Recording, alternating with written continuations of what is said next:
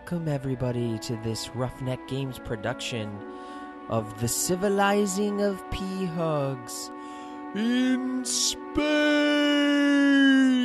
This is episode 1, ladies and gentlemen, and I'm going to play Sid Meier's Civilization Beyond Earth, which is sort of the descendant of Civilization 5, and they just released a new expansion called Rising Tide, and I'm really excited to rip into it with all of you, because I think they made a lot of improvements to the game. So I'm going to get it set up here.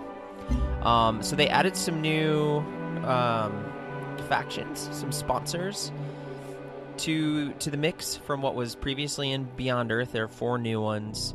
One of them is this group of people, the Alphala, that get some more tile production. And then we have the Scandinavians, the North Sea Alliance people. They can actually settle in the sea. Also the Chungala, who I will probably choose. They're like super spies. They're also sea people, And then the Integr, INTGR, they pump out diplomacy, which is a very cool new system that they added to the game. But of all these, I'm most interested in the spies, so I'm going to go with them. I like to choose engineers. I really value production. I'm going to kind of go for like a financial production spy people. I'm going to check out these resources and get a worker. That's what I like to do. I'm just going to make my own custom world because I want to make sure that this is what I want to play. So, yeah, I don't really like any of these. Yeah, I'm just going to do custom world. And that way I can do what I want. Terran and lush. And I'm also going to make sure that I get to save my policies and then my soldier upgrades, and I can, so that's cool. So let's do this thing, I guess. Let's do it! Sweet. So these load screens take a while, so I'm just going to blast right by that. All right, so this is our potential landing spot. We do have the option to settle on the sea, which is super cool because in Rising Tide, when you settle on the sea, you get to move around and spread your culture, and that's something that'll take us a little while to get to, but it's still pretty exciting to have that new option. And these sea spots look pretty solid, so I'm excited about that. All right, so I have my worker. I'm going to have that worker jump right in on this weird sea stuff. Coral, I guess is what that is. I'm going to start exploring the space around me. Got to do a couple things on the first turn. Check out your techs. I'm just going to go with the tech that gives us a colonist. That is going to be part of a quest anyway. And I have a spy to start, which is cool. So I'm just going to, for the moment, assign him to my capital because I can't really do anything else. And then have him boost my health. Which will be fun. There's a lot of quests going on here, and they had some cool stuff in this regard, which we'll get to. But for now, it's just basically win the game. So I'm going to build an old Earth relic. I like to get culture pumping as soon as possible because the upgrades that you get from culture are super awesome. And I'm going to set myself up here. I want explorers very quickly after the old Earth relic. Clinic eventually, but I'll probably have to make military units and other stuff. Other things will come up. Oh! Looks like we have a neighbor in the house. Settling that hill up there. Ooh, yes. Wow, there's a lot of crazy stuff. Sea space. Oh, another River Hill neighbor. Welcome to the party. I'm gonna take over the ocean. So I should not have gone on land right there. I can move 2 spaces over the water, and it takes a unit to embark. So that was just an idiotic move on my part. But I can get this awesome little resource pod this turn, but I'm not gonna because I'm crazy, unpredictable. But I got it this turn, and that's pretty cool. Nice. There's also an excavation site up here, which I'm going to head towards because those are going to give me awesome stuff. And I gain population. so I can actually use the site I'm working on, and I got a virtue. For culture, it's called virtues. I'm gonna use a lot of Civ 5 terminology here. I'm probably gonna be focusing on knowledge and industry, but I'm gonna go industry first because there's this second tier item that lets you get gold based on what's in your bank of gold, and it's just an absurd amount of gold that you can get from that throughout the game. And I want gold because I need gold to do a lot of the stuff that I'm planning to do, which is really just buy stuff, right? What else is gold for? It's called energy. It's fine. So they have these naval excavations now, which look super cool. I like that little animation. Aliens.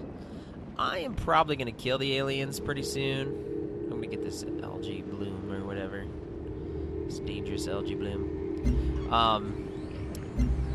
Yeah, I'm just going to attack them. I'm going to go probably supremacy or purity. Probably supremacy with little purity is the goal. I'm not interested in enjoying friendship with the wildlife of the area. I just need to rule the earth. This new earth. Our land. Our land. So, I'm gonna go on the next turn here. Oh yeah, this city. Oh man, these freaks just keep coming in my business. I'm probably gonna have to make some intense naval units, which is really cool, I guess, because in Civ 5, at least in the way I play Civ 5, there really isn't much need for naval units.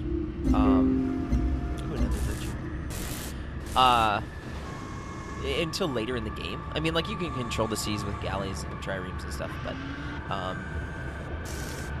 you know, it doesn't do that much. But in Beyond Earth, especially this new expansion where there's so much... Oh, my expedition is kind of cool. Where there's so much naval stuff, especially because I've settled on the Navy, you can focus solely on aquatic units, naval units, early on. So I just brought my Explorer back to my capital city because I need him to pick up another expedition module. Every time you do an expedition with your Explorer, they lose their module, and then they can't excavate it. Yeah! Eat the missiles, dude! Build a farm in the sea, sure. Look at these underwater things they do. I think the upgrades on the sea look super awesome. It's just cool. So now that my Explorer's come back into my capital, he has his module back, and now I can go out and explore and hopefully uncover a new excavation site. This could be really valuable. I just made a second Explorer, which is awesome. So I'm going to send this dude out in a different direction. Oh, what's that? Alien nest, gross. Looks like a big old lily pad. Okay, so I picked up the second tier industry already. I'm pretty pumped about that within such a few turns. That means I will get a percentage of 1% of my, which isn't much right now, obviously, but I'll get a percentage back of the gold that's in my bank. So I'm rewarded for having a lot of gold, and the more gold that I bank, the more I make. So I kind of have to, you know, cost-benefit analysis that so that I can maximize spending. I can balance spending while maximizing what I save. So that'll come more into play later. So I'm going to destroy this thing because I am not interested in this nest existing.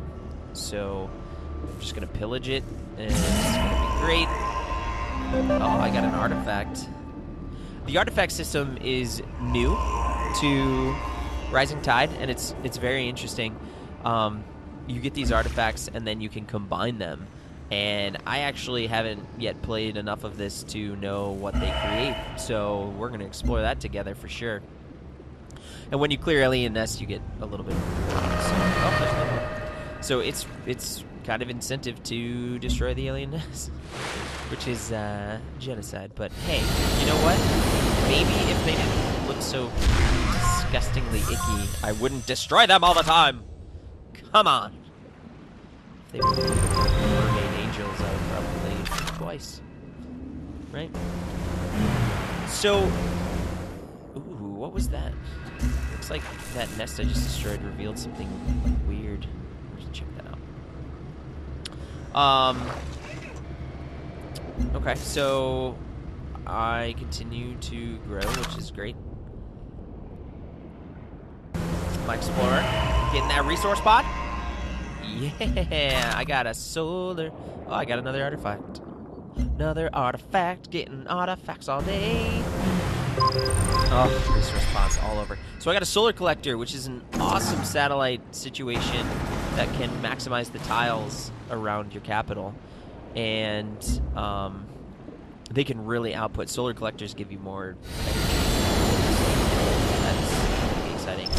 I'm pumped about this because everybody who's landed has been earthbound, land-bound.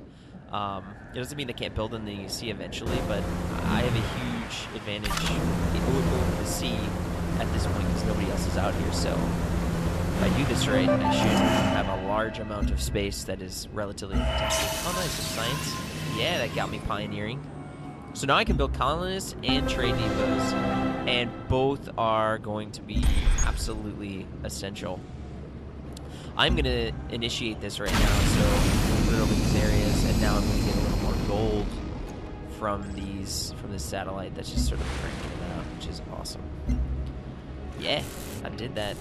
Science. Okay. Quest updated. Build a colonist. Science. I think I'm gonna go. I don't know what to do. I guess I'll just do that. And next turn. Okay. Explorer. Just explorating. Wow, another resource pod. Everything's turning out Millhouse. Cool. So a lot of these turns are gonna go pretty quickly. I'm just exploring and trying to build up as quickly as possible. Yes, gold in the resource pod. This guy. Okay. Apparently, I sent him on auto move. Ooh, expedition site up there. Don't want that. I want the expedition site, not the move yourself. So back to this guy. I'm gonna send him up here. Okay, so it looks like we're getting into the continental lands up here, and that's good. I need to explore that. That's good stuff, good stuff. Okay, well, I think this is a satisfactory point to stop. Thanks for watching, everybody. Be sure to check out roughneckgames.com for more content. See you later.